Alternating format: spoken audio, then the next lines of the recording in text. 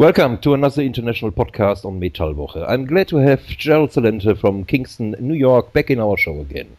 Gerald is director of the TrendsResearchInstitute and publisher of the TrendsJournal. Welcome back, Gerald. Oh, thank you for having me, Michael. Gerald, just one day after President Barack Obama signed into law a bipartisan deal to end the government shutdown and avoid default, the US debt surged a record $328 billion in one day. The first day the government was able to borrow money. But there is another giveaway for the government. Usually Congress sets a borrowing limit or debt ceiling that caps the total amount the government can be in the red. But under the terms, what we hear now, Congress set a deadline instead of a dollar cap. Gerald, happy days are back again, and best of all, the parks are fully open. Hope you enjoy it. Well, again, it's a fraud, and it's being committed right in front of everyone's eyes worldwide. As you mentioned, all of a sudden the U.S. debt skyrocketed from 16.7 trillion to well over 17 trillion. And it's very important that everyone understand this. There is no way in the world that America is going to be able to pay that debt back.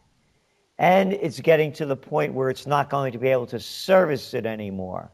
And the whole issue here with how they held it up until after they struck a deal is really a disgusting spectacle of how corrupt the government really is, and how the dealings on the inside have nothing to do with we the people. And furthermore, this whole episode has really been going on now for almost 3 years.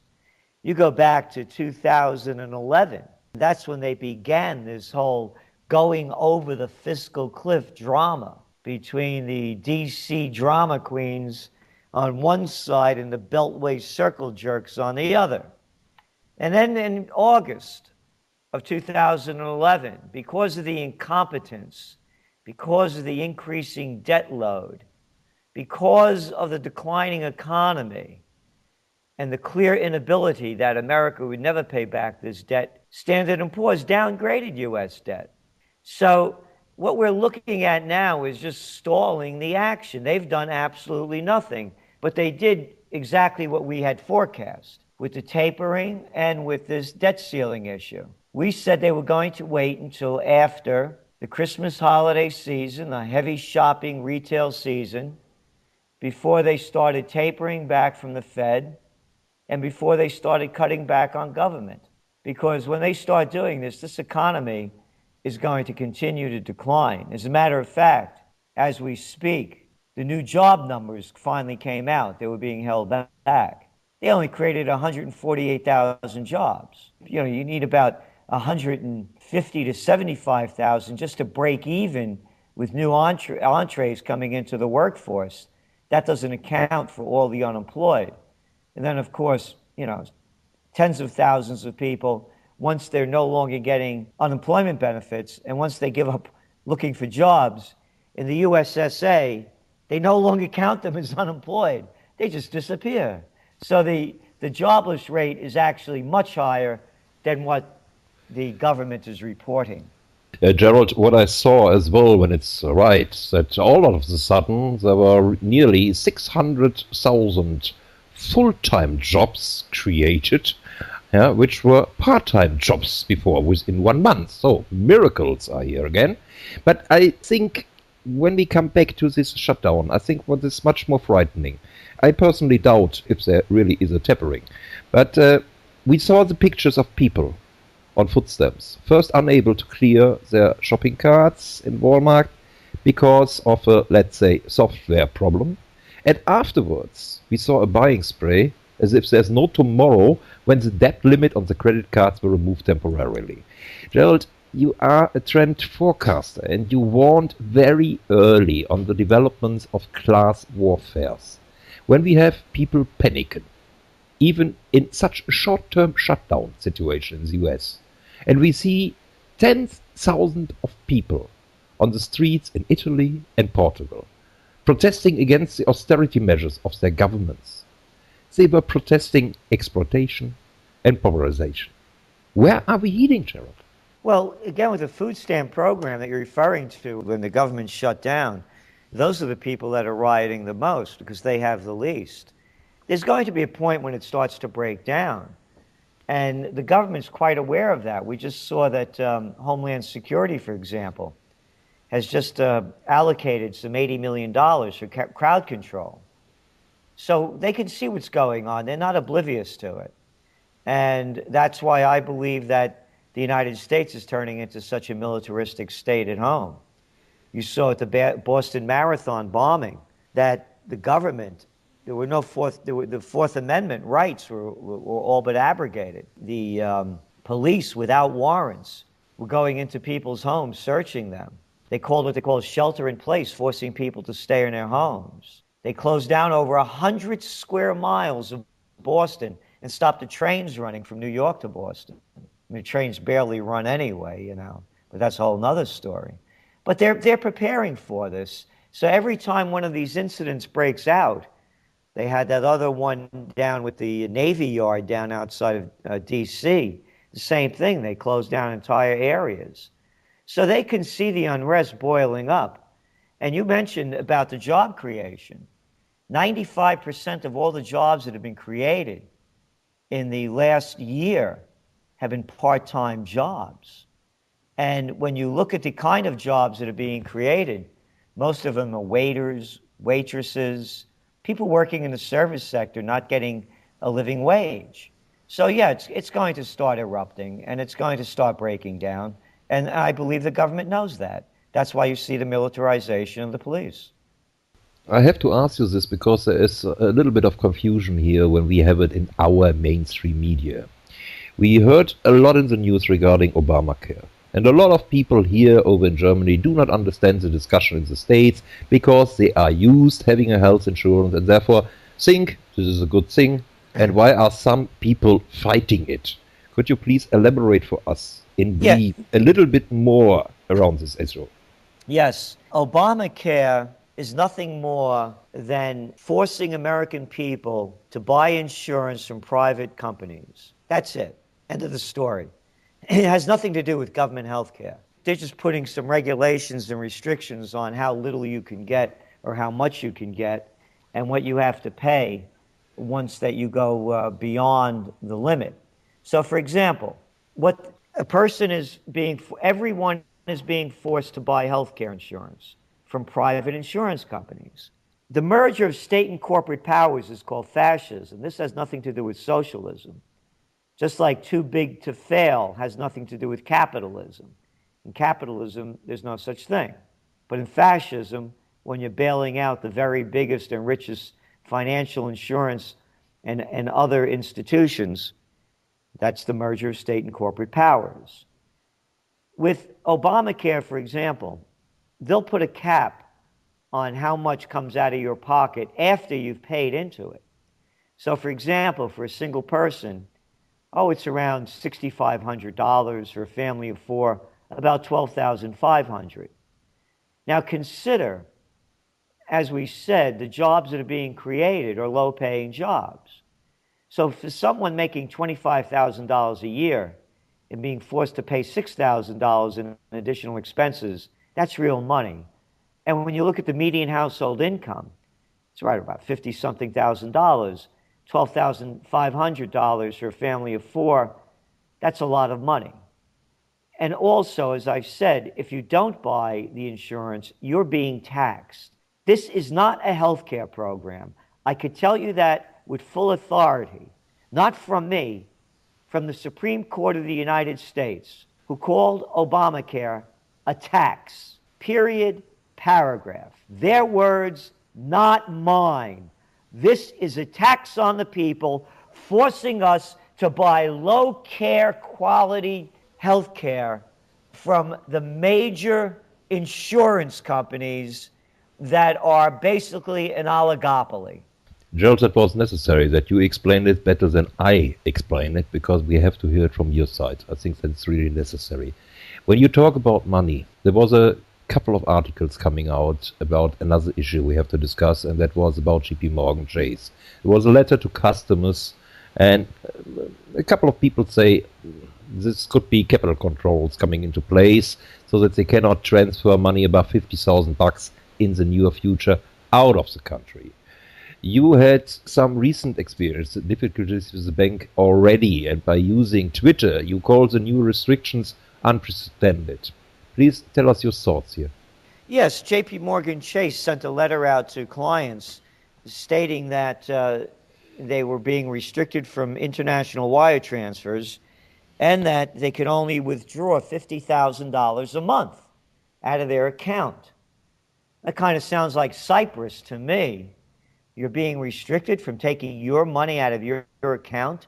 And I want to stay with this for a moment on JP Morgan, because since 2009, JP Morgan has paid in legal fees and fines an estimated $30 billion. You know, I know that they're a big organization and making a lot of money, but that's a lot of payment. And I don't think they have the money. And I can tell you experiences that I've had. When we've had questionable financial situations happening following the panic of '08, I attempted to withdraw money out of both KeyBank and HSBC at different times. And I have to tell you, Michael, you thought I was robbing the bank rather than trying to withdraw my money. The harassment that I went through, the aggravation, and the arrogance displayed by these people in me trying to get my own money was a wake-up call. That unless you have your own money, it's not yours. If you have a middleman that's paying you absolutely no interest worth anything, holding your money, and then when you try to get it back, they won't give it to you. Yeah. And I believe that these are all setups to see how much they can get away with, because when the bottom falls out, your bank account's going to be frozen out. And it also happened to me with MF Global. That slime, that criminal, that lowlife, John Corzine, former governor of New Jersey, former senator of New Jersey, and former head of the Goldman Sachs gang, head of MF Global, robbed my money from my segregated account, went into my segregated account and stole my money. Guy didn't do any time, never got called up on charges. And then on 9/11, if you had certificates of deposit, you could not cash them in because they closed down Wall Street. And Wall's CDs, they inform me, are certificates of deposit and financial instruments traded on Wall Street. And when Wall Street opened up, Mr. Celente, then you could get your money back. Whether it's Cyprus, whether it's JP Morgan Chase, whether it's 9/11, whether it's HSBC, KeyBank, it's all the same. You get screwed when they want to screw you. Alex Jones was mentioning, or he was thinking that for sure JP Morgan would not do such an action without having connections over to the other banks up front. So that could be a front-runner story where the other banks, big banks, will follow and smaller banks will follow through on? Well, you know, I don't know how it's going to work out, but, you know, when they had a bank holiday in America, I love that word, holiday. Yeah. You can't get your money, it's a holiday. Everyone loves to go on a holiday, don't you? How about a holiday from your money? Isn't that nice white shoe boy language, huh? A holiday. Oh, my other favorite one is haircut. They gave you a haircut. You know, when they steal your money and only give you back a little bit of it, you got a haircut. Anyway, in 1933, we had a holiday, and FDR forced people to turn in all their gold bullion, coins, and certificates on the penalty of law. They made you sell it back to the government at $20.62 an ounce. When they reopened the banks, in those days, of course, the dollar was pegged to gold. They repegged the dollar to gold to $35 an ounce. That means that you lost 70% of your purchasing power. I believe they're doing the same thing here. There's going to do something that's going to devalue the dollar so they can begin to pay off this unsustainable debt. And as the JP Morgan Chase in Cyprus, when they called the bank holiday, in the United States, they had already tried one in Michigan prior to that, and it was successful. They do these things as trial balloons to see how much they could get away with, what the outrage will be, and what the fallout will be. And then they go in for the full-blown plan. So as I look at it, I think this is a dry run, so to speak, for the big holiday and big stealing of the people's money as they devalue it. Gerald, the new tax report coming out from the IMF is going maybe in the same direction with a proposal. They made a proposal, of course, at a minimum of a 10%, how should we call it, tax steal the European people. That was a proposal, what is discussed quite a lot on the internet, but I think it all points in the same direction. They try it. They make a test balloon, yes. Exactly. So again, to me, these are nothing more than criminal operations. And what astounds me and what troubles me is how the people let these people get away with it. Look at the faces of the people in charge. How could anyone have any respect for the behavior, the words and the deeds of these people? And when I look at what's going on in the United States, I am so ashamed of what's happened to this country and how far it's gone from what this nation was built upon and what it stood for.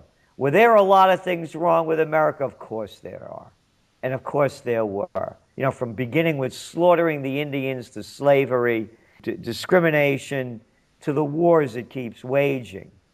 But there were a lot of great things about it too. You could say that about every nation at some point, virtually. But there were things that made America really, in the truest form of the word, a place that really where freedom rang. And that bell has been cracked. Freedom is gone. The politicians today are as far away from the founding fathers as McDonald's is from real food. Joe, let's switch over to another issue, what we both discussed last time already. That is a war nearly nobody in the media talk about. We spoke about the persecution of Christians in Syria. Recently, US Senator Rand Paul, during a speech in Washington, said, "From Zanzibar to Boston, there is a war, world war, against Christians taking place." He made a strong statement against spending even $1 of taxpayer money to the Muslim Brotherhood and to support wars and persecution of Christians. What are your thoughts here?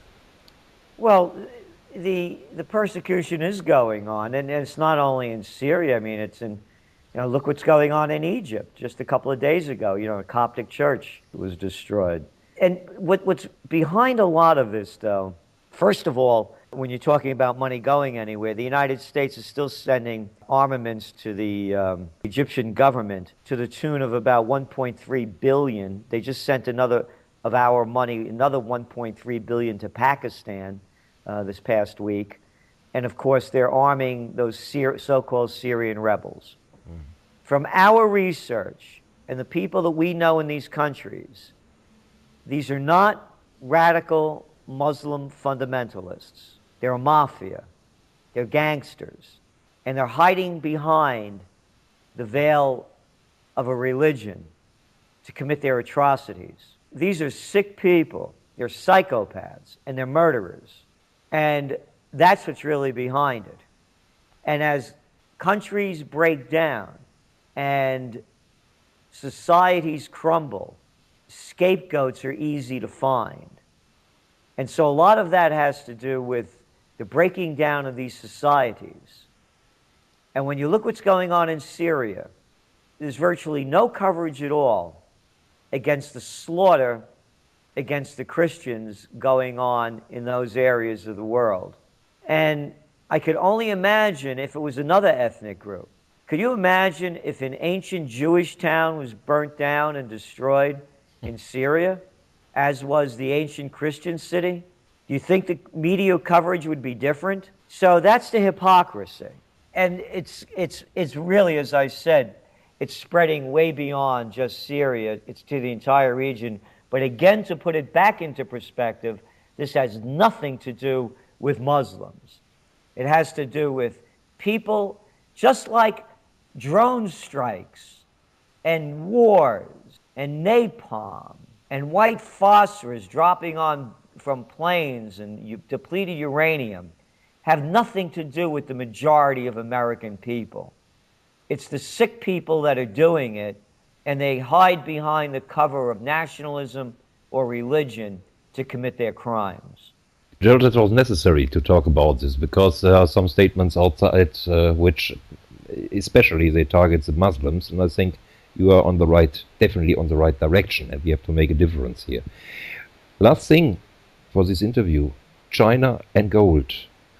We heard a lot about India, we heard a lot about the tax, and you saw what happened to gold in the last couple of months. It looks like for me, you was very early and said maybe $100 lower, and we never touched the lowers again, for the time being at least. What's your impression what we have in front of us on the gold market? Well, I don't make my announcements when I buy gold until well after I bought it, because I don't want people to follow me. Of course. In my investment strategies, because I don't think that would be proper. Because if I make a bad call, I don't want anybody to feel the pain of it. And I announced after I did it, a few weeks ago, I bought gold at 1306, 1306 or 1303. I think it was 1306. And then, of course, it went down to about 1285 after that. And when it went down to 1285, I announced that I bought gold at 1306. So I'm still buying. And as we speak, it's back up to about 1340. So I'm in gold, as I say, for my golden years. There's no, you mentioned, your feeling is that they're not going to be able to taper. I agree with you, but they're going to have to at some point, because there's going to be an interest rate issue. Mm-hmm. And they just can't keep this going on forever without really destroying the currency. So whether they taper or not, it's not going to make a difference to gold. It may in the short term, because if they taper, that means less cheap money going into the system. That means interest rates going up. And that means a global decline. Because as you look at the data around the world, the Chinese growth is primarily, well, you look at their imports, or their exports rather, were down significantly. The exports of Taiwan, of China, of South Korea, down significantly. The imports slowing down in Europe and the United States. So if the United States, Europe, and other countries don't consume, these other countries like China and Vietnam and Indonesia and the rest of them, they don't produce or export.